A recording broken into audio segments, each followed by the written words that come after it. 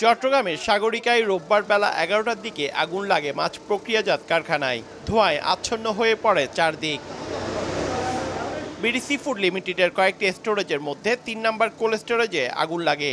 মুহূর্তেই ছড়িয়ে পড়ে আশপাশে। ১.৫ ঘন্টার চেষ্টায় আগুন নিয়ন্ত্রণে আনে ফায়ার সার্ভিসের ৮টি ইউনিট। ব্যাপক ক্ষয়ক্ষতির দাবি করেছে কারখানা কর্তৃপক্ষ। অনেক ক্ষয়ক্ষতি।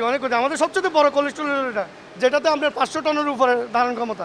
আগুনে কেউ হতাহত হননি বলে নিশ্চিত করেছে ফায়ার সার্ভিস। হতাহত বা অন্য কোনো কিছু এই মুহূর্তে এই ধরনের কোনো কিছু নেই। আগুনটা নিয়ন্ত্রণ হয়ে গেছে এবং স্মোকটা আমরা কন্ট্রোল করার চেষ্টা করেছি। এর সাথে সাথে ঠান্ডার পরিমাণটা যেভাবে কমানো যায় সেটা আমরা কাজ করে যাচ্ছি। বৈদ্যুতিক শর্ট সার্কিট থেকে আগুনের সূত্রপাত বলে ধারণা করছে কর্তৃপক্ষ। পার্থপ্রতিম বিশ্বাস, সময় সংবাদ, চট্টগ্রাম।